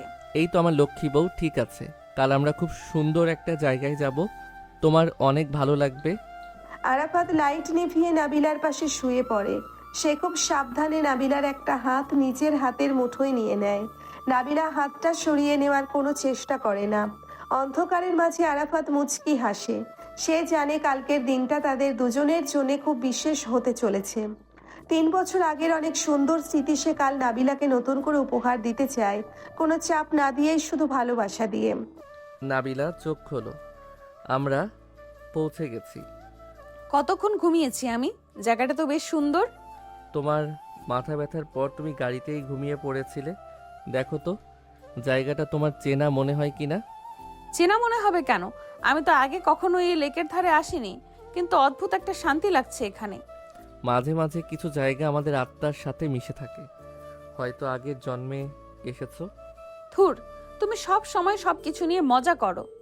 চলো লেকের ওপাশে গিয়ে বসি। আরাফাত গাড়ি থেকে নেমে নাবিলার জন্য দরজা খুলে দেয়। নাবিলা গাড়ি থেকে নামতেই ঝিরঝিরে বাতাস তার চুলগুলো উড়িয়ে দেয়। জায়গাটা খুব নির্জন আর মায়াবী, চারিদিকে বড় বড় গাছ আর মাঝখানে বিশাল এক নীল জলের লেক। আরাফাত নাবিলার হাত ধরতে গেলে নাবিলা ঝটকা দিয়ে সরিয়ে দেয়। সে এখনো আরাফাতের উপর সেই সিনিয়র ইগো ধরে রেখেছে। আরাফাত হাসে, তার হাসিতে কিছুটা বিষণ্ণতা থাকলেও সেটা নাবিলাকে বুঝতে দেয় না। তারা দুজন লেকের ধারের একটা বেঞ্চে গিয়ে বসে। নাবিলা একদৃষ্টিতে জলের দিকে তাকিয়ে থাকে। নাবিলা, তুমি কি আমাকে কোনোদিন ভালোবাসতে পারবে না? আমি তোমাকে কেন ভালোবাসবো আরাফাত? তুমি আমার চেয়ে 3 বছরের ছোট। আমাদের বিয়েটা একটা দুর্ঘটনা ছাড়া আর কিছুই না। বয়স কি আসলে খুব বড় বাধা? যদি আমি বলি আমি তোমাকে তোমার চেয়েও বেশি চিনি। বাজে বকো না তো। তুমি বড়জন আমার সম্পর্কে আমার আম্মুর কাছ থেকে জেনেছো, এর বেশি কিছু না। আরাফাত পকেট থেকে একটা চকলেট বের করে নাবিলার দিকে বাড়িয়ে দেয়। নাবিলা অবাক হয়ে তাকায়, কারণ এই বিশেষ ব্র্যান্ডের চকলেটটা নাবিলার ভীষণ প্রিয়, যা এখন সচরাচর পাওয়া যায় না। নাবিলা চকলেটটা হাতে নেয় এবং আনমনেই বলতে থাকে, তুমি এই চকলেট কোথায় পেলে? এটা তো আমার সবচেয়ে প্রিয়। আমি জানি তোমার কোন জিনিসটা কখন প্রিয়। আমি তো ডাক্তার, মানুষের মন পড়তে পারি। তোমার মধ্যে কিছু একটা আছে আরাফাত, যা আমাকে খুব অস্বস্তিতে ফেলে। তুমি মাঝে মাঝে এমন কিছু করো যা আমার খুব চেনা মনে হয়। আরাফাত উত্তর দেয় না, সে শুধু ম্লান হাসে। তারা যখন কথা বলছিল অনেক দূর থেকে একজন লোক তাদের দিকে এগিয়ে আসে। লোকটা মধ্যবয়স্ক, পরনে সাধারণ পোশাক। সে আরাফাতকে দেখে থমকে দাঁড়ায় এবং বেশ অবাক হয়ে তাকায়। আরে ডাক্তার সাহেব না আপনি এখানে? সাথে তো দেখছি ম্যাডামকেও নিয়ে এসেছেন। এতদিন পর দেখলাম আপনাদের। নাবিলার কপালে ভাঁজ পড়ে। সে লোকটাকে চেনে না, কিন্তু লোকটা যেভাবে তাদের চেনে বলে দাবি করছে তাতে নাবিলা অবাক হয়। আরাফাতের মুখ মুহূর্তেই ফ্যাকাশে হয়ে যায়। সে দ্রুত লোকটার কথার মোড় ঘুরিয়ে দেওয়ার চেষ্টা করে। চাচা, আপনি বোধহয় ভুল করছেন। আমি তো এখানে আগে কখনো আসিনি। আপনি অন্য কারোর সাথে গুলিয়ে ফেলছেন। আরে কি বলেন ডাক্তার সাহেব, এই লেকের পাশেই তো আপনারা ঘন্টার পর ঘন্টা বসে থাকতেন 3 বছর আগে। ম্যাডামকে তো আমি খুব ভালো করেই চিনি। চাচা, আপনি কি বলছেন? আমি তো এই প্রথম এখানে এলাম, আর ও তো আমার বর। আমাদের বিয়ে হয়েছে মাত্র কয়েকদিন হলো। চাচা, আপনি যান এখন, আমাদের একটু একা থাকতে দিন। আপনি ভুল দেখছেন। লোকটা বিড়বিড় করতে করতে চলে যায়। নাবিলার মনে সন্দেহের দানা বাঁধে। সে আরাফাতের দিকে তীক্ষ্ণ চোখে তাকায়। আরাফাত ঘামছে। সে পরিস্থিতি সামাল দেওয়ার জন্য উঠে গিয়ে পানি নিয়ে আসে। ওই লোকটা আমাদের চেনে বলছে কেন আরাফাত? আর 3 বছর আগের কথা কেন বলল? আরে নাবিলা, পাগলদের কথায় কান দাও কেন? হয়তো আমাদের মতো দেখতে অন্য কাউকে দেখেছে। পৃথিবীতে একই চেহারার অনেক মানুষ থাকে। কিন্তু সে তোমাকে ডাক্তার সাহেব বলে ডাকলো কেন? তুমি যে ডাক্তার সে তো ঠিকই চিনেছে। আমি এই এরিয়ার ক্লিনিকে একবার এসেছিলাম কোনো একটা কাজে, হয়তো তখন দেখেছে। চলো এখান থেকে উঠি, আব্বু ফোন দিয়েছিল, বাড়ি ফিরতে হবে। আরাফাত প্রায় জোর করেই নাবিলাকে গাড়িতে তোলে। নাবিলা বুঝতে পারছে আরাফাত কিছু একটা লুকাচ্ছে, কিন্তু সেটা কি সে ধরতে পারছে না। বাড়ি ফেরার পথে নাবিলা পুরোটা সময় চুপ করে থাকে। বাড়িতে পৌঁছতেই ড্রয়িং রুমে সবাই তাদের জন্য অপেক্ষা করছিল। কি রে ভাই, এত দেরি হলো কেন? নতুন বউ নিয়ে কি সারাদিন বাইরেই থাকবি? আরে থাকুক না, ওরা একটু একান্তে সময় কাটিয়েছে। নাবিলা মা, তোর মুখটা এমন গম্ভীর কেন? আরাফাত কি কিছু বলেছে?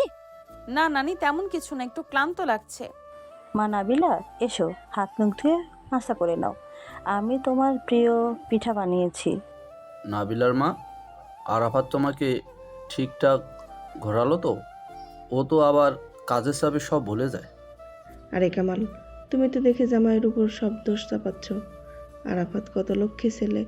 কিরে আরাফাত, লেকের ধারে সেই ঝালমুড়ি খেয়েছিস?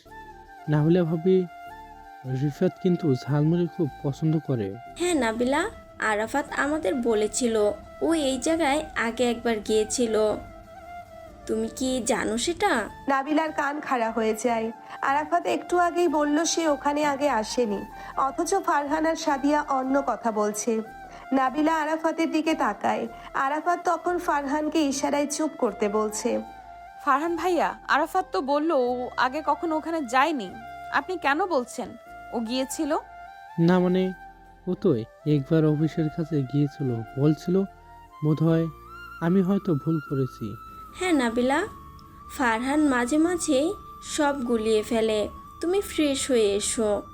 নাবিলা আর কথা বাড়ায় না। সে গট করে সিঁড়ি দিয়ে উপরে নিজের রুমে চলে যায়। তার মাথায় শুধু ওই লোকটার কথা আর আরাফাতের লুকোচুরি খেলাটা ঘুরছে। আরাফাত কিছুক্ষণ পর রুমে ঢোকে। নাবিলা তখন আলমারি থেকে কাপড় বের করছিল।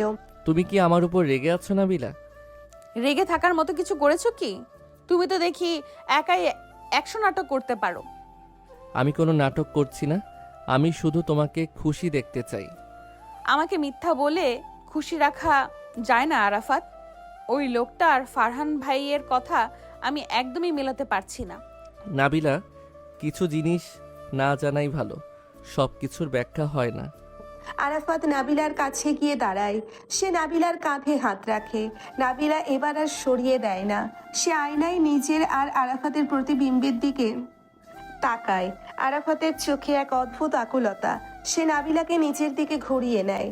আমাদের বিয়েটা যেভাবেই হোক না কেন, তুমি কি একবারও বুঝতে পারো না আমি তোমাকে কতটা ভালোবাসি? এই 3 বছরে একটা দিনও আমি তোমাকে ছাড়া কাটাইনি। 3 বছর? আমাদের বিয়ে তো হলো মাত্র 1 সপ্তাহ। তুমি 3 বছর কেন বললে? আরাফাত বুঝতে পারে সে ভুল করে ফেলেছে। সে দ্রুত কথা সামাল দেয়। মানে আমি বলতে চাইছি 3 বছর আগে যখন তোমাকে প্রথম দেখেছিলাম, সেই সময় থেকে আমার মনে হয় আমি তোমাকে 3 জন্ম ধরে চিনি। তুমি একটা আস্ত পাগল। যাও ফ্রেশ হয়ে নাও, আমি নিচে যাচ্ছি। নাবিলা নিচে গিয়ে রান্নাঘরে সালমা আর রহিমার সাথে কাজে হাত দেয়। বাড়ির বাকি সদস্যরা তখন ড্রয়িং রুমে আড্ডা দিচ্ছে। শফিক সাহেব, আরাফাতকে এবার একটা লম্বা ছুটিতে পাঠান। ওরা একটু দূরে কোথাও থেকে ঘুরে আসুক। হ্যাঁ, আমার মনে হয় দেশের বাইরে গেলে ভালো হয়, নাবিলাও একটু রিফ্রেশড হবে। আপু তো এমনিতেই ঘুরতে খুব পছন্দ করে, দুলা ভাইয়ের সাথে ও বেশ মানিয়ে নিয়েছে। হ্যাঁ, দুলাভাই আপুকে যেভাবে চোখে চোখে রাখে তাতে আমাদের আর দুশ্চিন্তা নেই। রাতের খাবারের পর নাবিলা আর আরাফাত রুমে ফিরে আসে।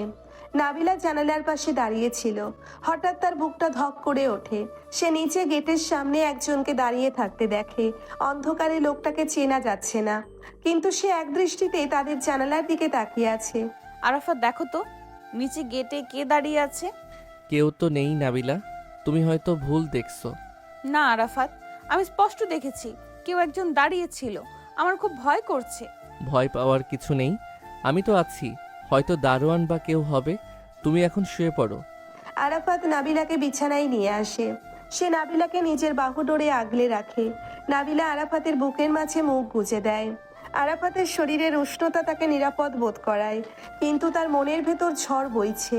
আরাফাত কি আসলেই তাকে ভালোবাসে, নাকি এর পেছনে অন্য কোনো রহস্য আছে? আরাফাত নাবিলার কপালে একটা দীর্ঘ চুমু দেয়। নাবিলা, বিশ্বাস করো, আমি যা করছি সব তোমার ভালোর জন্য। একদিন তুমি সব বুঝতে পারবে। আমি শুধু তোমাকে বিশ্বাস করতে চাই আরাফাত, কিন্তু তুমি আমাকে সেই সুযোগ দিচ্ছ না।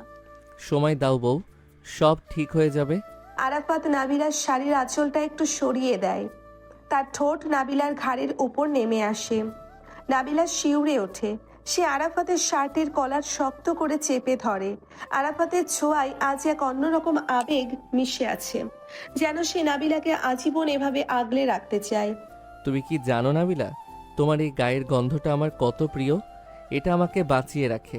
তুমি সব সময় এত আদিক্ষেতা করো কেন? সিনিয়রের সাথে সিনিয়রের মতো আচরণ করবে। ওই সিনিয়র ইগোটা না দেখালে তোমার চলে না, তাই না? আজ রাতে কোনো সিনিয়র জুনিয়র নেই, আজ শুধু আমি আর তুমি। আরাফাত নাবিলাকে নিজের উপর টেনে নেয়। রুমের আলোটা নিভিয়ে দেয় সে। শুধু চাঁদের আলো জানালার পর্দা চিরে ঘরে ঢুকেছে। আরাফাত নাবিলার ঠোঁটে নিজের ঠোঁট ডুবিয়ে দেয়। নাবিলা এবার আর কোনো বাধা দেয় না, বরং সেও সমানভাবে সাড়া দিতে থাকে। রাতের নিস্তব্ধতা সাক্ষী হয়ে থাকে এক গভীর ভালোবাসার। কিন্তু এই ভালোবাসার আড়ালে যে বড় এক ঝড় অপেক্ষা করছে তা নাবিলা তখনও জানতো না। আরাফাতের মনে মনে ভাবছে, নাবিলা, আমি তোমাকে আর কখনো হারতে দেব না। স্মৃতি ফিরে আসুক বা না আসুক, তুমি চিরকাল এভাবেই আমার বুকে থাকবে। পরের দিন সকালে নাবিলার ঘুম ভাঙে ফোনের শব্দে। আরাফাত তখন ওয়াশরুমে। নাবিলা ফোনটা হাতে নিতেই দেখে একটা অচেনা নম্বর থেকে মেসেজ এসেছে। মেসেজটা পড়ে নাবিলার হাত থেকে ফোনটা পড়ে যায়। সেখানে লেখা ছিল, তোমার অতীতটা একবার খুঁজে দেখো নাবিলা, তোমার বর তোমাকে এক বিশাল মিথ্যের মাঝে বন্দি করে রেখেছে। নাবিলা স্তব্ধ হয়ে বসে থাকে। তার সারা শরীর কাঁপছে। কে এই লোক, আর সে কিসের মিথ্যের কথা বলছে? ঠিক তখনই আরাফাত ওয়াশরুম থেকে বেরিয়ে আসে। কি হলো নাবিলা, তুমি অমন করে বসে আছো কেন? আরাফাত, 3 বছর আগে আসলে কি হয়েছিল আমাকে সত্যিটা বলো। আরাফাতের মুখ শুকিয়ে কাঠ হয়ে যায়। সে বুঝতে পারে নাবিলার মনে সন্দেহের জাল আরো শক্ত হয়েছে, কিন্তু সে এখনো সত্যি বলার জন্য তৈরি নয়। এই যে দেখো ফোনটা, অচেনা একটা নম্বর থেকে মেসেজ এসেছে। এখানে পরিষ্কার লেখা যে তুমি আমাকে মিথ্যের মধ্যে আটকে রেখেছো। 3 বছর আগে আসলে কি হয়েছিল আরাফাত? নাবিলা, তুমি এখন অনেক উত্তেজিত হয়ে আছো। ফোনটা আমাকে দাও। এসব ফালতু মেসেজে কান দেওয়ার কোনো মানে হয় না। না, আমি ফোন দেব না। তুমি উত্তর এড়িয়ে যাচ্ছ কেন? কাল লেকের পারে ওই লোকটা আমাদের চিনে বলল, আর আজ এই মেসেজ। সব কিছু কি কাকতালীয়? শোনো নাবিলা, আমি একজন ডাক্তার। আমার অনেক শত্রু থাকতে পারে। কেউ হয়তো আমাদের নতুন জীবনে বিষ ঢালতে চাইছে। তুমি কি আমাকে বিশ্বাস করো না? আমি বিশ্বাস করতে চাই আরাফাত, কিন্তু আমার মাথায় মাঝে মাঝে এমন সব আবছা স্মৃতি আসে যা আমি মেলাতে পারি না। ওই যে নীল ডায়েরিটা, ওটা কার? ডায়েরি? কোন ডায়েরির কথা বলছো? আমি তো কিছু জানি না। হয়তো তোমার পুরনো কোনো ডায়েরি হবে। আরাফাত নাবিলার হাত থেকে ফোনটা নেওয়ার চেষ্টা করে। নাবিলার চোখ লাল হয়ে আছে। সে কিছুতেই শান্ত হতে পারছে না। আরাফাত নাবিলাকে চাপটে ধরে নিজের বুকের সাথে মিশিয়ে নেয়। নাবিলার জেদ আরাফাতের বাহু ধরে এসে কিছুটা শিথিল হয়ে যায়। আরাফাত নাবিলার কপালে আলতো করে চুমু দেয়। নাবিলা, আমি তোমাকে কোনোদিন কোনো বিপদে পড়তে দেব না। আজ আমরা এই বাড়িতে কোনো অশান্তি করব না। নিচে সবাই আমাদের জন্য অপেক্ষা করছে, চলো। নাবিলা আর কথা বাড়ালো না। সে মনে মনে ঠিক করলো সে নিজেই এই রহস্যের সমাধান করবে। দুজনে নিচে নেমে আসে। ড্রয়িং রুমে তখন এক এলাহি কাণ্ড চলছে। দাদি আর নানি মিলে ঝগড়া শুরু করেছেন যে কার নাতি বা নাতনি আগে হবে। আমি তো বলছি আমাদের আরাফাতের ছেলে হবে। সে বড় হয়ে বাপের মতো মস্ত বড় ডাক্তার হবে। আরে ধুর, নাবিলা তো আমাদের বংশের মেয়ে। ওর মেয়ে হবে, সে হবে পরীর মতো সুন্দর। মা, আপনারা থাকবেন। ওরা মাত্র নিচে এলো আর আপনার বাচ্চা নিয়ে কারাকারি শুরু করলেন। আরে বেআই সাহেব, মায়েদের কথা বাদ দিন। ওরা তো নাতি নাতনির মুখ দেখার জন্য পাগল হয়ে আছে। সেটা তো বটেই। তবে নাবিলা মা, তুমি আজ কেমন আছো? মুখটা তো শুকিয়ে ছোট হয়ে গেছে। আরাফাত ঠিক মতো খাচ্ছে না। না আব্বু, আমি ঠিক আছি, একটু মাথা ধরেছে তাই। আহারে, রোদে বাইরে ঘুরলে তোর মাথা ঘুরবেই। মিতু, তুই ভাবির জন্য এক গ্লাস শরবত নিয়ে আয় তো। নিয়ে আসছি আম্মু। ভাবি, তুমি এখানে বসো, আমি আর তানিয়া মিলে তোমার জন্য স্পেশাল লেবুর শরবত বানাচ্ছি। হ্যাঁ আপু, দুলাভাই আমাদের শিখিয়ে দিয়েছে তোমাকে কিভাবে প্যাম্পার করতে হয়। দুলাভাই তো দেখছি আমাদের টিপস দিয়ে দিয়ে পুরো ট্রেন করে ফেলেছে। হবেই তো, আপু যেমন রাগী, দুলাভাই তো একটু এক্সট্রা কেয়ার নিতেই হবে।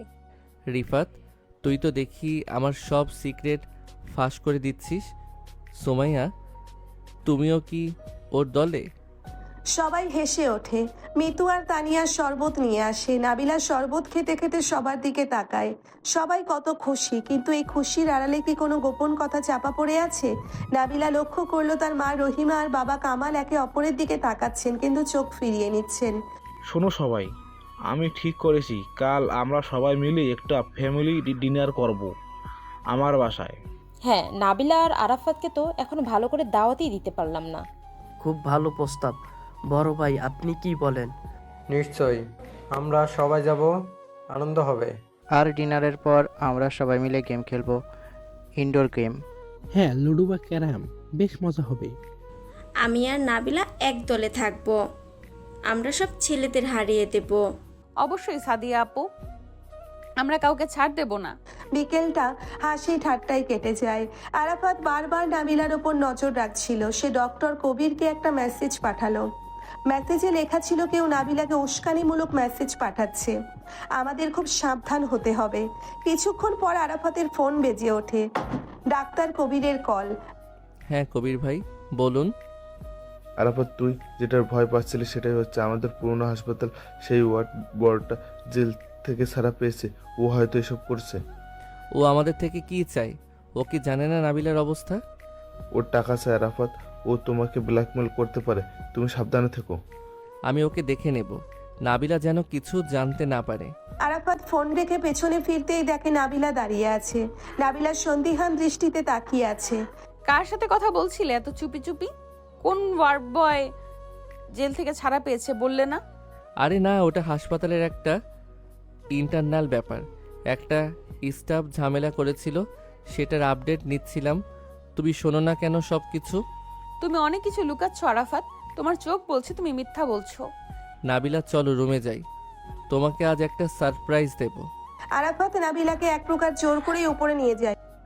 রুমে ঢুকে আরাফাত আলমারি থেকে একটা সুন্দর নীল রঙের কাতান শাড়ি বের করে। এই দেখো, তোমার জন্য এনেছি, এটা পরে আজ আমার সামনে সাজবে। শাড়ি দিয়ে তুমি আমাকে ভোলাতে পারবে না। আমি কাল আমার পুরনো বাড়িতে যাব। আমি ওই ডায়েরিটা আবার দেখতে চাই। নাবিলা, কেন পুরনো জিনিস নিয়ে পড়ে আছো? আমাদের এই নতুন জীবনটা কি তোমার ভালো লাগছে না? লাগছে, কিন্তু মনে হচ্ছে আমি একটা ঘোরের মধ্যে আছি। 3 বছর আগের কোনো কিছুই আমার মনে নেই। কেন? আমি আমার গ্র্যাজুয়েশনের পরের 2 বছরের কথাও মনে করতে পারছি না। আরাফাত নাবিলার খুব কাছে চলে আসে। সে নাবিলার 2 কাঁধ ধরে তাকে দেওয়ালের সাথে চেপে ধরে। আরাফাতের নিঃশ্বাসের গতি বেড়ে গেছে। সে নাবিলার চোখের দিকে তাকিয়ে থাকে। নাবিলা, তুমি আমার স্ত্রী, এটাই তোমার সবচেয়ে বড় পরিচয়। বাকি সব ভুলে যাও। আমি কি তোমাকে যথেষ্ট ভালোবাসা দিচ্ছি না? দিচ্ছ, কিন্তু এই ভালোবাসা মাঝে মাঝে আমার কাছে অসহ্য লাগে। মনে হয় তুমি আমাকে কিছু একটা থেকে আড়াল করছো। আরাফাত কোনো কথা না বলে নাবিলার ঠোঁটে নিচের ঠোঁট চেপে ধরে। নাবিলা প্রথমে বাধা দিলেও আস্তে আস্তে সে নরম হয়ে আসে। আরাফাতের চুমুতে আজ এক অন্যরকম জেদ কাজ করছে। সে নাবিলাকে বিছানায় শুইয়ে দেয়। নাবিলার শাড়ির প্রতিটি ভাঁজ সে সযত্নে খুলতে থাকে। নাবিলা চোখ বন্ধ করে আরাফাতকে চাপটে ধরে। তুমি শুধু আমার নাবিলা, চিরকাল আমারই থাকবে। রাতের অন্ধকারে তাদের ভালোবাসা যখন চরম পর্যায়ে পৌঁছয়, নাবিলা হঠাৎ ডুকরে কেঁদে ওঠে। আরাফাত ভয় পেয়ে যায়। সে নাবিলাকে নিজের বুকের মাঝে আগলে নেয়। কি হয়েছে নাবিলা, কষ্ট হচ্ছে তোমার? না আরাফাত, কিন্তু আমার কেন মনে হচ্ছে আমি তোমাকে অনেকদিন আগে এইভাবে জড়িয়ে ধরে কেঁদেছিলাম। একটা অন্ধকার ঘরে প্রচুর বৃষ্টি পড়ছিল তখন। আরাফাতের বুক ধক করে ওঠে। নাবিলা ঠিক ওই দিনের কথা বলছে যেদিন তাদের আসল বিয়ে হয়েছিল এবং তার পরপরই ওই ভয়াবহ অ্যাক্সিডেন্টটা ঘটেছিল। আরাফাত নাবিলাকে আর কথা বলতে দিল না। সে আবার নাবিলাকে আদরে ভরিয়ে দিল যাতে নাবিলা আর কিছু চিন্তা করতে না পারে। পরের দিন সকালে সবাই হাসান মামার বাড়িতে যাওয়ার জন্য তৈরি হয়। বাড়ির বড়রা সবাই একসাথে গাড়িতে ওঠে। আরাফাত আর নাবিলা আলাদা গাড়িতে, সাথে রিফাত আর সুমাইয়া। দুলা ভাই, আজ কিন্তু ক্যারাম বোর্ডে আপনাকে হারাবই। হ্যাঁ ভাইয়া, রিফাত তো সারা রাত প্র্যাকটিস করেছে। দেখবানি কত ধানে কত চাল, আমি কিন্তু চ্যাম্পিয়ন ছিলাম কলেজে। তুমি যে কিসে চ্যাম্পিয়ন ছিলে না তা নিয়ে আমার সন্দেহ আছে। হাসান মামার বাড়িতে পৌঁছেই এক উৎসব মুখর পরিবেশ পাওয়া গেল। রোমা, মামি আর তানিয়া মিলে হরেক রকমের রান্না করেছে। আপু, তোমার জন্য আজ তোমার প্রিয় কাচ্চি বিরিয়ানি রান্না করা হয়েছে। আর দুলাভাইয়ের জন্য স্পেশাল চিকেন রোস্ট। আরে শোনো, খাওয়ার আগে আমাদের গেমটা শুরু হোক। হ্যাঁ, কামাল আর শফিক এক দলে থাকবে, আমরা বৃদ্ধারা এক দলে। আম্মা, আপনারা পারবেন আমাদের সাথে? আমরা কিন্তু এখনো বুড়ো হইনি বেআইন সাহেব। সবাই মিলে ড্রয়িং রুমে বসে ক্যারাম খেলা শুরু করে। হাসান আর আশাদ রেফারি সেজেছে। নার্গিস আর সালমা তালি দিচ্ছে। খেলাটা বেশ জমে উঠেছে। নাবিলা আর সাদিয়া একদল হয়ে ফারহান আর আরাফাতকে কোণঠাসা করে ফেলেছে। এই তো আর একটা গুটি গেলেই আমরা জিতে যাব। এবার দেখো আরাফাত, তুমি কিভাবে হারো। হারলেই বাকি, বউয়ের কাছে হারলে তো কোনো লজ্জা নেই। নাবিলা যখন স্ট্রাইকার দিয়ে শেষ গুটিটা নিতে যাবে তখন হঠাৎ তার চোখ যায় জানালার দিকে। জানালার কাঁচের ওপাশে একজন লোক দাঁড়িয়ে আছে। সেই একই লোক যাকে সে আগে দেখেছিল।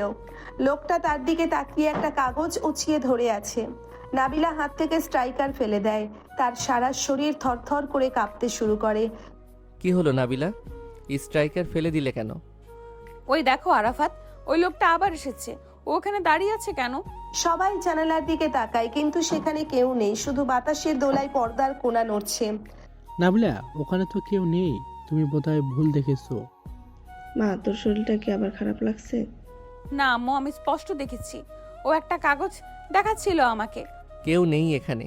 নাবিলা, তুমি খুব স্ট্রেস নিচ্ছ, চলো একটু বাইরে থেকে ঘুরে আসি। আরাফাত নাবিলাকে নিয়ে বাগানে যায়। বাগানটা বেশ বড়। নাবিলা হাঁপাতে থাকে। আরাফাত, ওই লোকটা কে? কেন ও আমার পিছু ছাড়ছে না?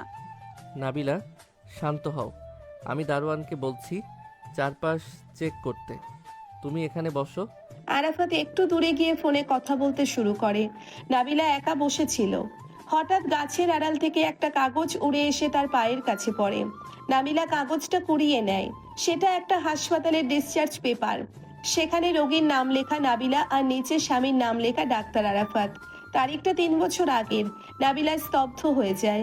তার চোখের সামনে সবকিছু ঘুরতে শুরু করে। 3 বছর আগে সে আরাফাতের স্ত্রী ছিল। তাহলে এখন আবার বিয়ে হলো কেন? কেন সবাই এই সত্যিটা লুকাচ্ছে?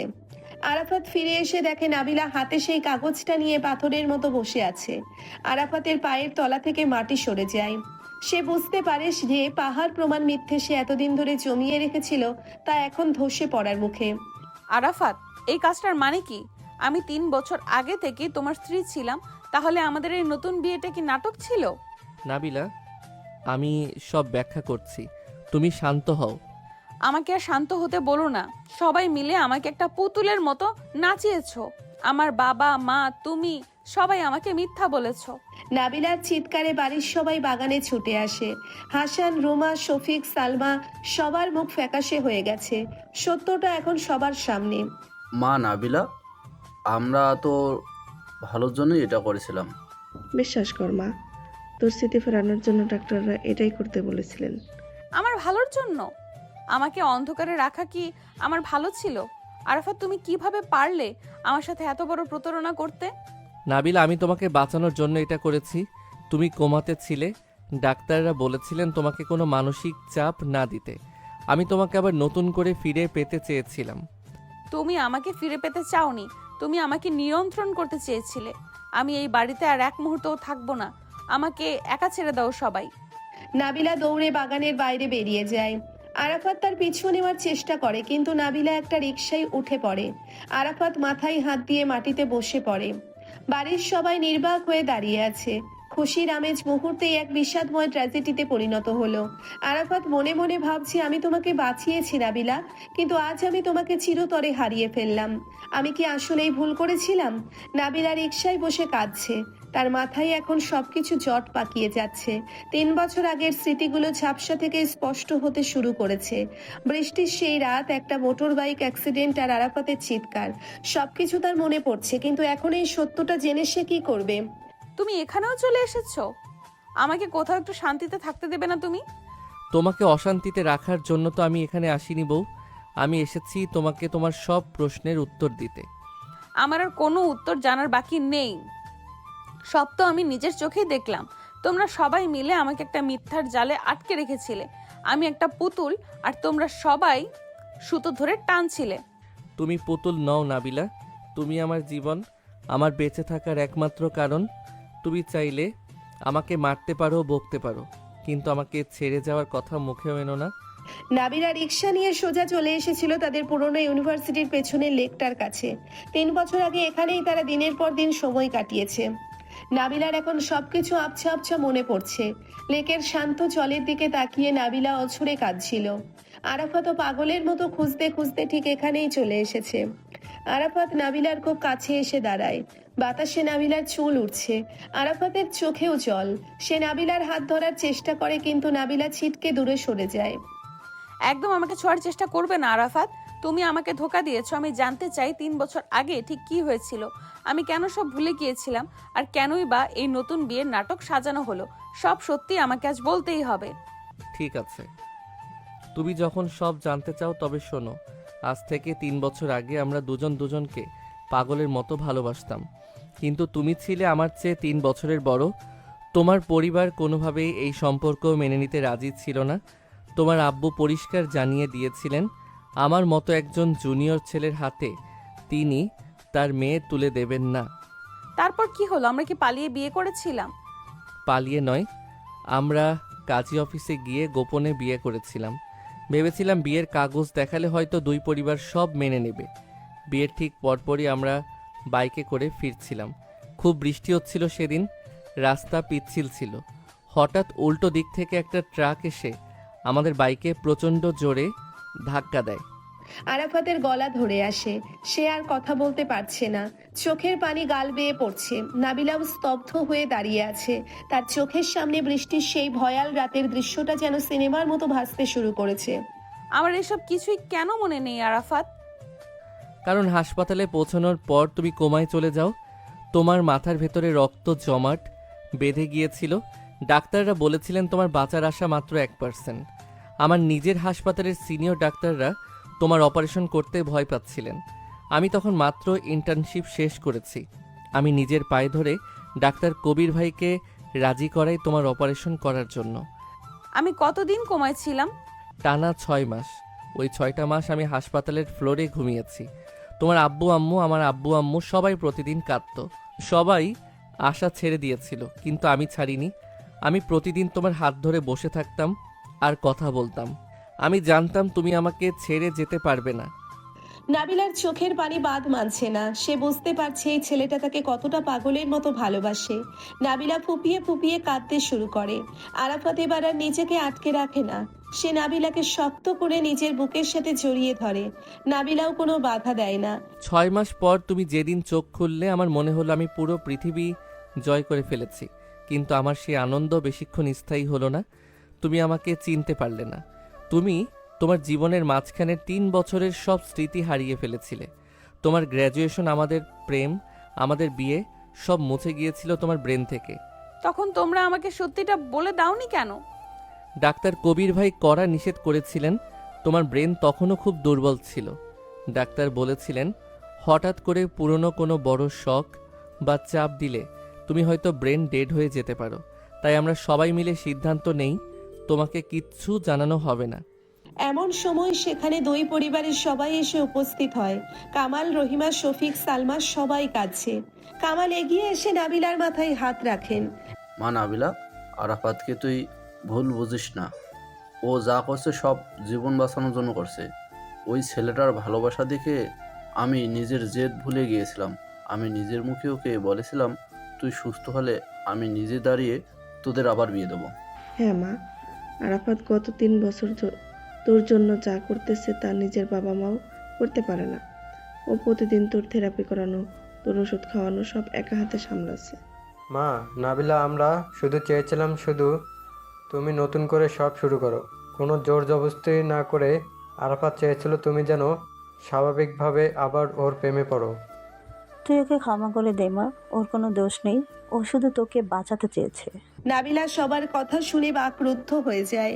সে আরাফাতের দিকে তাকায়। আরাফাতের চোখে এখনো সেই একই আকুলতা, একই ভালোবাসা। নাবিলা বুঝতে পারে সে কতটা বোকা ছিল।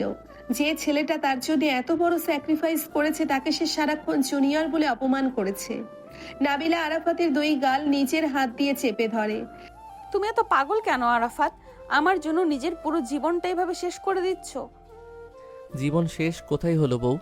জীবন তো মাত্র শুরু হলো। তুমি তো আমার কাছে ফিরে এসেছো। স্মৃতি ফিরে আসুক বা না আসুক, তুমি তো আমার নাবিলাই আছো।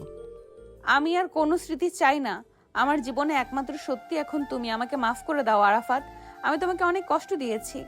ভালোবাসার মানুষের দেওয়া কষ্টও তো আশীর্বাদ বউ। তুমি শুধু কথা দাও আর কোনোদিন আমাকে ছেড়ে যাওয়ার কথা বলবে না। কখনো না। আমি তোমার ছিলাম আর তোমারই থাকবো। নাবিলা আরাফাতকে গভীরভাবে জড়িয়ে ধরে। দুই পরিবারের সবার মুখে হাসি ফুটে ওঠে। মেঘ কেটে গিয়ে লেকের শান্ত জলে দুপুরের রোদ চিকচিক করে ওঠে। সবার মনে এক অদ্ভুত প্রশান্তি।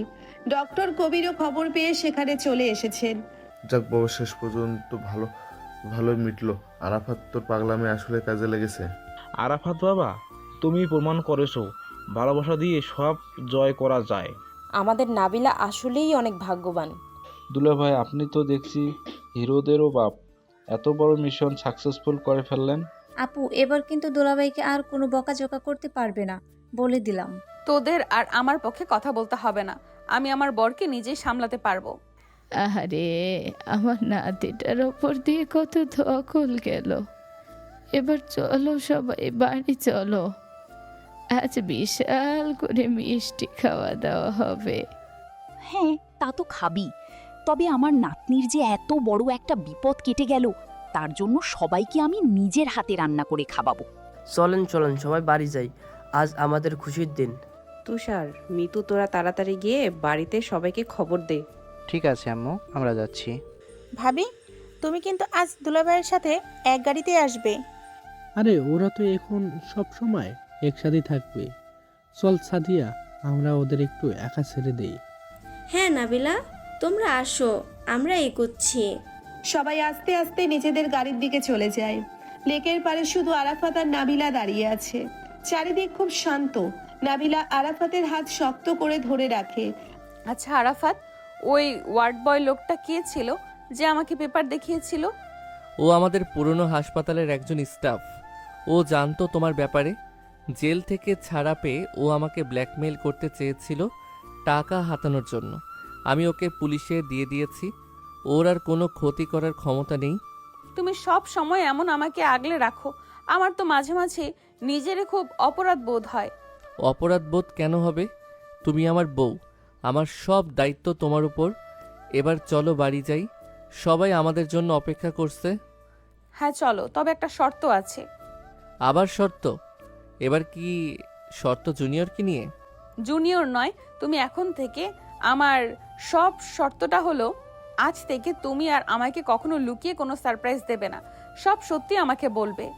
কথা দিলাম বউ, জীবনে আর কোনো মিথ্যে থাকবে না, শুধু ভালোবাসা থাকবে। আরাফাত নাবিলার কপালে গভীর একটা চুমু দেয়। তারপর দুজন মিলে গাড়িতে ওঠে। বাড়ি ফিরতে ফিরতে সন্ধ্যা হয়ে যায়। বাড়িতে এক উৎসবের আমেজ, সারা বাড়ি আলো দিয়ে সাজানো হয়েছে। ড্রয়িং রুমে সবাই গোল হয়ে বসে আড্ডা দিচ্ছে। আপু তুমি কিন্তু আজ অনেক সুন্দর লাগছে, মুখটা একদম খুশিতে জ্বলজ্বল করছে। তুই তো সারাক্ষণ শুধু মাখন লাগাতে থাকিস। শালিকা, তুমি একদম ঠিক বলেছ। তোমার আপুকে আজ সত্যিই খুব সুন্দর লাগছে। দুলাভাই এবার কিন্তু আপনাকে আমাদের একটা গ্র্যান্ড পার্টি দিতে হবে। আরে পার্টি তো হবেই, আগে বল তোরা কি খাবি? খাওয়া দাওয়া তো হবেই, আগে আরাফাত আর নাবিলাকে একটু শান্তিতে বসতে দাও। হ্যাঁ, সারাদিন অনেক ধকল গেছে ওদের উপর দিয়ে। বাবা আরাফাত, কাল থেকে কিন্তু তোমার আর কোনো ছুটি নেই, হাসপাতালে ঠিকমতো জয়েন করতে হবে। জি আব্বু, আমি কাল থেকেই ডিউটি শুরু করব। নাবিলা মা, তুমি রুমে গিয়ে ফ্রেশ হয়ে নাও, আমি তোমাদের খাবার পাঠিয়ে দিচ্ছি। ঠিক আছে আম্মু। নাবিলা আর আরাফাত উপরে নিজেদের রুমে চলে যায়। রুমে ঢুকেই নাবিলা একটা স্বস্তির নিঃশ্বাস ফেলে, যেন অনেক দিন পর সে নিজের আসল ঠিকানায় ফিরে এসেছে। আরাফাত দরজা আটকে দিয়ে নাবিলার দিকে এগিয়ে আসে। তো ম্যাডাম, আপনার কি আর কোনো অভিযোগ আছে আমার বিরুদ্ধে? অভিযোগ তো অনেক আছে, কিন্তু এখন আমার সেগুলো বলতে ইচ্ছে করছে না। তাহলে কি ইচ্ছে করছে এখন? ইচ্ছে করছে তোমাকে অনেক শাস্তি দিতে। আমি তো সব শাস্তি মাথা পেতে নেওয়ার জন্য প্রস্তুত হয়েই আছি বউ। আরাফাত নাবিলার কোমর চড়িয়ে ধরে নিজের খুব কাছে টেনে নেয়। নাবিলা আরাফাতের গলার কাছে মুখ লুকিয়ে ফেলে। আরাফাতের উষ্ণ নিঃশ্বাস নাবিলার ঘাড়ে এসে পড়ছে। নাবিলা কেঁপে ওঠে। তুমি আসলে একটা অসভ্য ডাক্তার, সুযোগ পেলেই শুরু হয়ে যাও। বউয়ের সাথে অসভ্যতা না করলে কি আর ভালোবাসা জমে? 3 বছর ধরে এই দিনটার জন্যই তো আমি অপেক্ষা করেছিলাম। 3 বছর তো তুমি আমাকে অনেক আদরে রেখেছিলে। আমি সব ভুলে গেলেও তোমার স্পর্শ কিন্তু আমার শরীর ঠিকই মনে রেখেছিল। শরীর কখনো মিথ্যা বলে না নাবিলা, আর আমার ভালোবাসা তোমার রক্তে মিশে আছে। আরাফাত নাবিলার শাড়ির আঁচলটা খসে যেতে দেয়। সে খুব যত্ন নিয়ে নাবিলার ঘাড়ে আর গলায় চুমু খেতে শুরু করে। নাবিলার চোখ বন্ধ হয়ে আসে। সে আরাফাতের চুলে হাত বুলিয়ে দেয়। আরাফাত, আমাকে একটু শক্ত করে জড়িয়ে ধরো। আমি তো তোমাকে এমনভাবে জড়িয়ে ধরবো যে আমাদের মাঝে বাতাসও যেন ঢুকতে না পারে। আরাফাত নাবিলাকে কোলে তুলে নিয়ে বিছানায় শুইয়ে দেয়। ঘরের নীল আলোয় এক মায়াবী পরিবেশ তৈরি হয়। আরাফাত নাবিলার উপর ঝুঁকে পড়ে। তার ঠোঁট নাবিলার ঠোঁটকে তীব্রভাবে দখল করে নেয়। নাবিলাও ঠোঁটকে তীব্রভাবে দখল করে নেয়। নাবিলাও সমানভাবে সাড়া দেয়। তাদের দীর্ঘদিনের জমানো সব আবেগ, সব ভালোবাসা আজ যেন কোনো বাধা মানতে চাইছে না। তুমি শুধু আমার বউ, চিরকাল আমারই থাকবে। আমি তোমারই আছি ডাক্তার বাবু। তোমার এই সিনিয়র বউ সারা জীবন তোমারই থাকবে। আরাফাত আর নাবিলা একে অপরের ভালোবাসায় হারিয়ে যায়। রাতের নিস্তব্ধতা আর চাঁদের আলো তাদের এই পবিত্র মিলনের সাক্ষী হয়ে থাকে। সব ভুল বোঝাবুঝি, সব অভিমান দূরে গিয়ে তাদের জীবনে শুরু হয় এক নতুন অধ্যায়, যে অধ্যায় শুধু নিখাত ভালোবাসা আর বিশ্বাস ছাড়া আর কিছুই নেই।